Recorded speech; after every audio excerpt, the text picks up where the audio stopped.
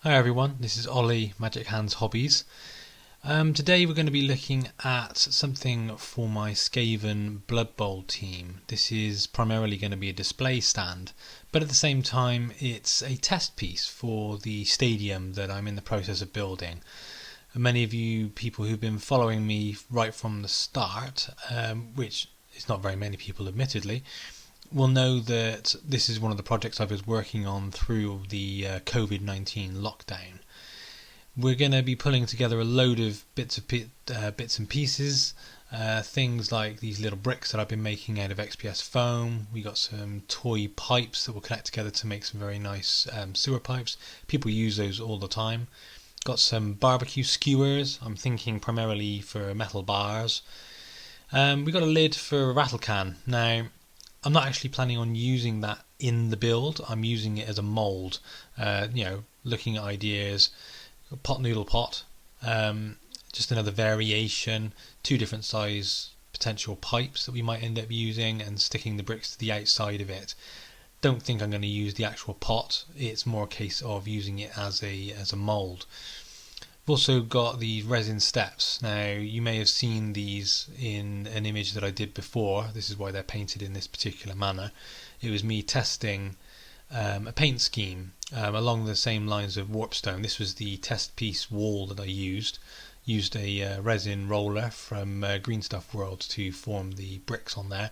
Probably won't be doing that, not on this anyway, maybe on the larger stadium to try and save some time. You can see I was looking at various different options. I put a poll out to see which one was best, and to be honest it came out pretty much 50-50.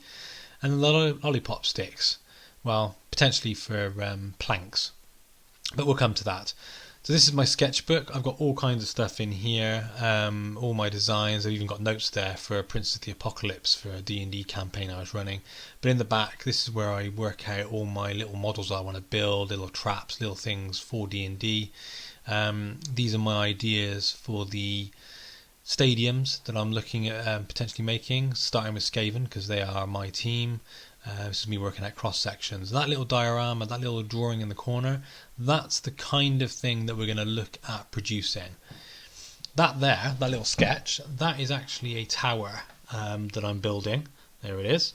And the idea is that is going to be for a floodlight, it's going to be for advertising, it's going to be for the little goblin camera crew as well, standing in the corners. There'll probably be two of those in opposite corners, but that's something for the future.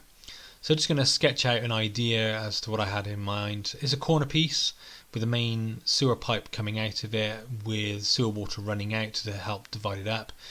Those three lines that I've drawn across there will most likely be wooden planks. And I got a little tiny sewer outlet on the left hand side. Stick some pipes in the corner. It's nothing really planned. This is literally all going to be off the cuff. Now this was an idea I came up with not that long ago. I was talking to someone in my local Warhammer store and it just popped into my head. I'm going to light up the tunnel with a piece of card and the shape of eyes in there. So with the lights behind, it's going to look like rats or beings in the pipe coming out towards you. So this is my XPS foam. It's 10mm thick. I believe it's actually for underfloor heating. I've used this quite a lot in various builds. I haven't really gone for the thicker stuff yet. I haven't had any need to, but more than likely in later builds I will. So I'm going to cut this to size. I've only got a very small workspace, which is taken up by a lot of tools on the left hand side, as you can see. So I keep knocking things over, but eventually I'll get something bigger. I'm just going to cut away all the excess and form the size that I need.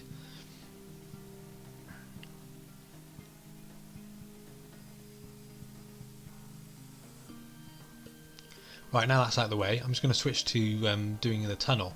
So as you can see, I've taken the rattle can lid, and I've covered it in cling film. The idea is it creates the barrier, so it stops it sticking completely to the sides. Now, as luck would have it, my brick sizes that I've done, which are 10 by 10 by 20, and then obviously half bricks for the bits in between, fit perfectly onto a rattle can lid. Now when I say perfectly, obviously you can see I've left a border around the outside. The idea of that is for the angled bricks that would form the arch. So as you can see, I've cut slithers off, and now I'm forming them so that it forms a nice arch shape across the front. I'm going to leave that to dry. There you go, that was quick. Now I'm using this polyfiller. I think some people in America call it spackle. Basically it's a very fine grade filler. You could use tile grout for this, does the same sort of job. Fill in the gaps, smooth it over, and then using a wet sponge or cloth you just wipe away the excess and leave it to dry. Back to the walls. So I'm only using regular PVA school glue for this. Literally just sticking them down, trying to keep them reasonably straight. It's not really that big a deal. The more variation you have, the more character there is, but you don't want to go over the top. If you've got character everywhere, it's just not going to look right. So just applying the layers on here as quick as I say as quick as I can. Obviously I've sped the footage up. It's not that quick. It takes some time. You want to use the glue as almost as a mortar infill. You need to get as much surface contact as possible to ensure that it actually sticks without it running down the sides. If you have glue running down the sides, it's going to cause all kinds of problems when you come to paint, so be careful of that. Right, taking this out, it left a sticky residue underneath. I quickly wiped it away, putting more polyfiller in there, get rid of all the excess, just as I did on the outside. Now this will actually help firm it out. The lid came out really nicely. Now this was after it was dry, and just having a look at it, it's actually too big for what I wanted. It's way too big. In my initial designs and sketches I actually used a cardboard tube. I don't know why I didn't stick to it. I thought it was going to work out really well, but I'd just forgotten about it. So I decided to put the lid back on, and now I'm gluing more on there to actually make this the full size tunnel.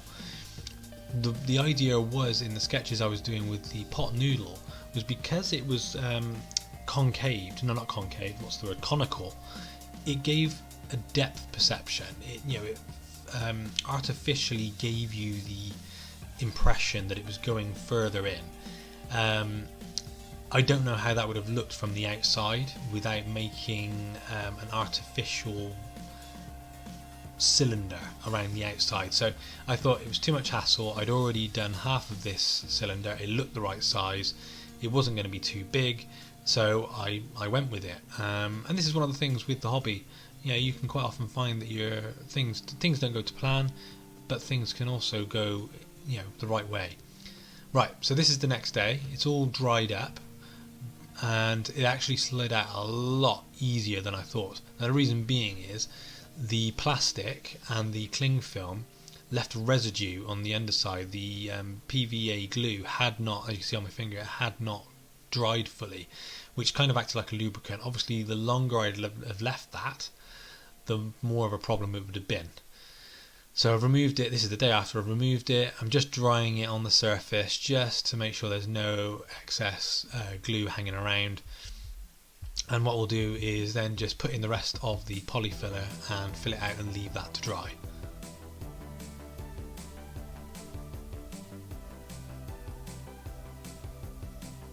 Here we are. You've already seen this before. Squeeze a bit of the polyfiller. Now this polyfiller tube was quite old, so I was really struggling to squeeze that out. I've sped the footage up and you can see how slow it was coming out. I've actually bought a new tube since.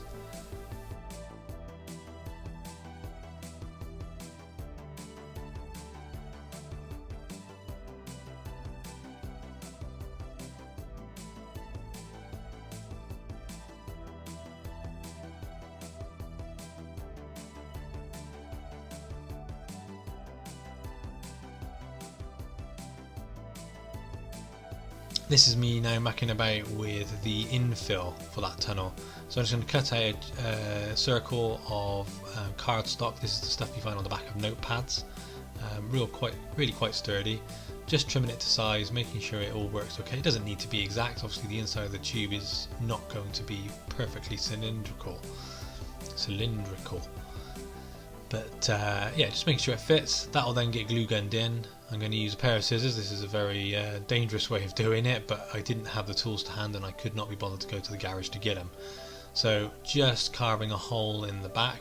The more discreet the better, so I'm trying to go in between some of the bricks there. And I've got some of these, I want to say fairy lights, but they're not really lights, they're LED lights on a wire that is then protected in like a plastic coating.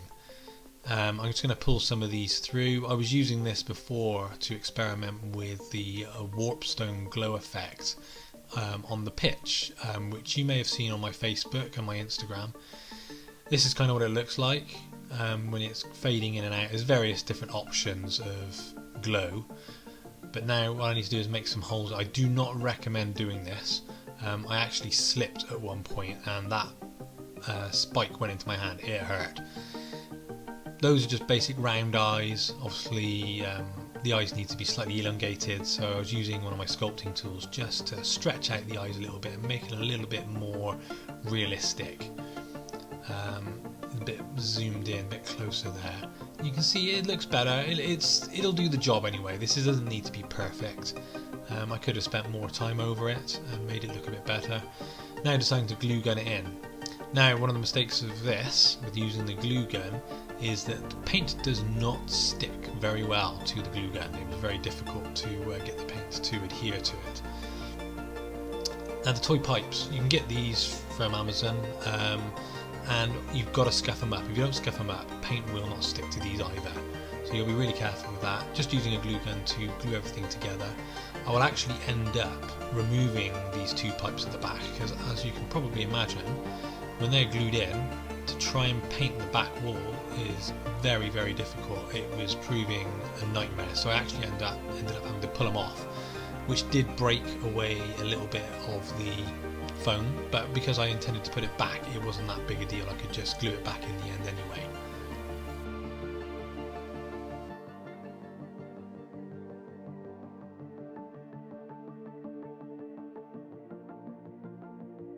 There we go. So I've got 3 pipes in place. Now where that blue one was supposed to be the half round.